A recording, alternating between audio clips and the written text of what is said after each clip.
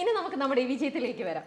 ഈ വിജയം ദിലീപേട്ടൻ നേരത്തെ തന്നെ പ്രതീക്ഷിച്ചിരുന്നോ ഈ ഒരു സാധനം ടേക്ക് ഓഫ് ചെയ്യുന്നോ? അല്ല, കഥ കേൾക്കുമ്പോൾ എന്തായാലും ഇതൊരു നല്ല സിനിമയായിരിക്കും എന്നുള്ളൊരു പ്രതീക്ഷ മനസ്സിലുണ്ടായിരുന്നു. അതുകൊണ്ടാണ് ഞാൻ ആദ്യം തന്നെ ചോദിച്ചത്, വിനീത് ഇത് ആരാ പ്രൊഡ്യൂസ് ചെയ്യുന്നത് എന്ന് ചോദിച്ചപ്പോൾ പറഞ്ഞു, ചേട്ടാ അങ്ങനെ തീരുമാനമൊന്നും ആയിട്ടില്ല, ഇനി നമ്മൾ ചേട്ടൻ ഓക്കെ ആണെങ്കിൽ അടുത്ത പരിപാടി. ഞാൻ പറഞ്ഞു, ആരെയും അന്വേഷിക്കരുത്, ഞാൻ തന്നെയാണ് പ്രൊഡ്യൂസർ എന്ന് പറഞ്ഞിട്ടാണ് നമ്മളത്.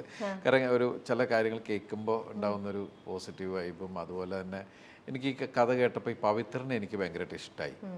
കാരണം ഒരു ശുദ്ധനായ ഒരാൾ, അയാൾ ഇപ്പോഴത്തേതായിട്ടുള്ളൊരു കാര്യമാണ്, അയാൾ വലിയ ശ്രദ്ധയൊന്നുമില്ല. കാരണം അയാൾ മൊത്തം ഒരു ആഡംബര ഫ്ലാറ്റിൻ്റെ കെയർ ടേക്കറാണ്, നൈറ്റിൽ സെക്യൂരിറ്റിയാണ്, 10-18 വർഷം അയാൾ ഗൾഫിലായിരുന്നു.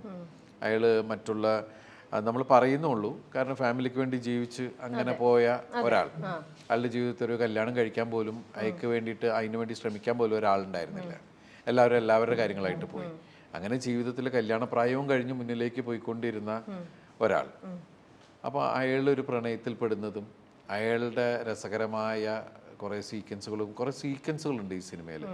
അപ്പോൾ അതൊക്കെ കേട്ടപ്പോൾ എനിക്കൊരു ഇഷ്ടം വന്നാണ്. പവിത്രനെ ഞാൻ ഭയങ്കരമായിട്ട് എൻജോയ് ചെയ്തതാണ് ശരിക്കും. അതാണ് ഓരോ സീൻ ബൈ സീൻ കാണുമ്പോൾ ശരിക്കും അറിയാൻ പറ്റുന്നുണ്ട് ആ സാധനം.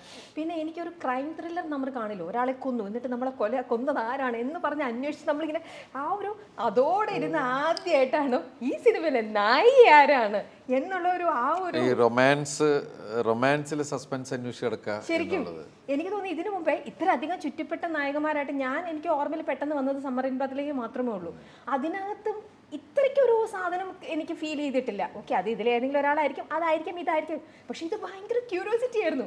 ഇതായിരിക്കും ആദ്യം ഞങ്ങൾ വിചാരിച്ച ഒരാളായിരിക്കുന്നു, കുറച്ച് കഴിഞ്ഞപ്പം വിചാരിച്ചു, പിന്നെ ഞാനും മോളും കൂടെ ഫൈറ്റ് ആയി, അല്ല അതാണ് ഇതാണ് അവസാനം ക്ലൈമാക്സിൽ.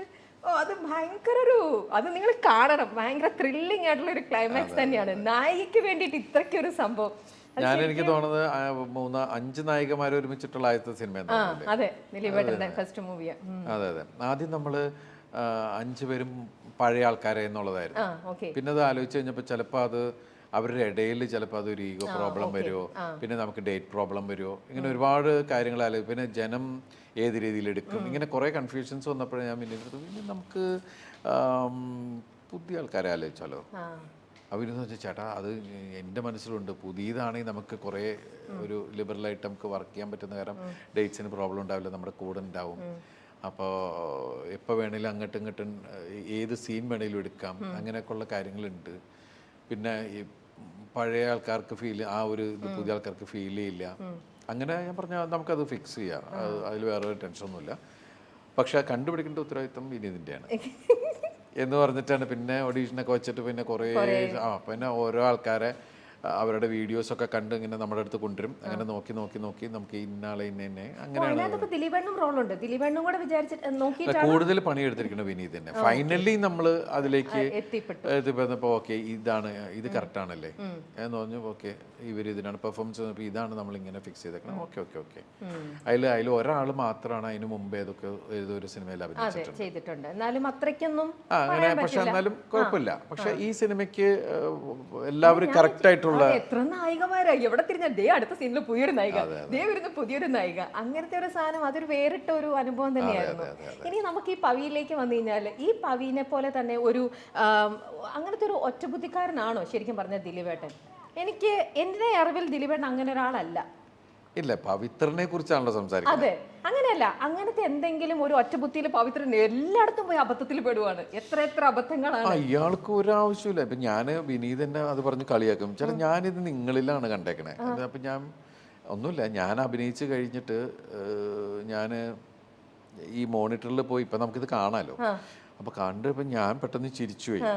ഇയാളൊരു കാര്യമില്ല, ഒരു പെണ്ണും ഒരാണും കൂടി ഒരു ഫ്ലാറ്റിൽ റൂമിൽ പോണെന്ന് പറഞ്ഞു ഉടനെ അതിന്റെ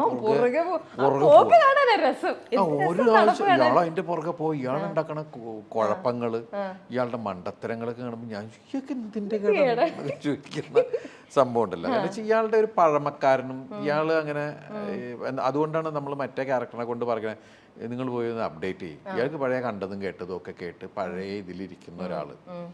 അയാളുടെ സ്വഭാവം ഇപ്പോഴത്തെ ഒരു ട്രെൻഡിലല്ല പുള്ളി പോകുന്നത്. ഇപ്പൊ ഒരു ആണും പെണ്ണെന്നൊക്കെ പറഞ്ഞാൽ ഭയങ്കര ഫ്രണ്ട്ലി, വാടാ പോടാ റിലേഷനിലാണ് പോയിക്കൊണ്ടിരിക്കുന്നത്.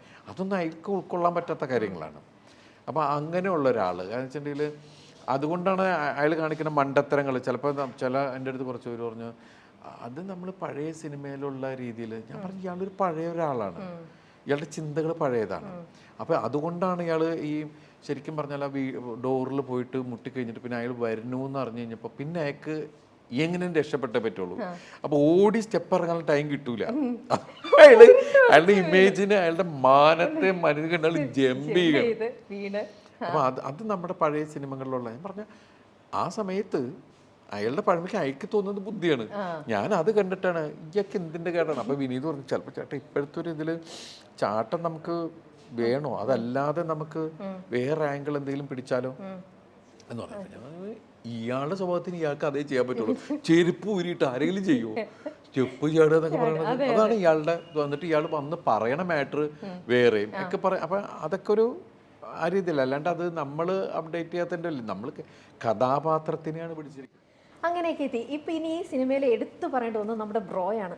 അത് തമ്മിലുള്ള ആ ഒരു അറ്റാച്ച്മെൻറ്റ് ഈ കാണുമ്പോൾ ഉണ്ടല്ലോ നമുക്കൊക്കെ ഭയങ്കര ടച്ചിങ് ആയിട്ടുള്ള ഒരു സംഭവം തന്നെയായിരുന്നു. ഇപ്പോൾ ദിലീപേട്ടനെ വെച്ച് നോക്കുമ്പോൾ ദിലീപേട്ടന് ഡയാനയുണ്ട്, അർജുനുണ്ട്, ബ്രോയുണ്ട്. ഇതിലിപ്പം പെട്ടെന്ന് ദിലീപേട്ടനായിട്ട് ആദ്യം അടുത്തത് ഇതിൽ ആരായിരിക്കും? അർജുന ആണോ? എത്ര സമയത്തിനുള്ളിൽ അർജുൻ എടുത്തു?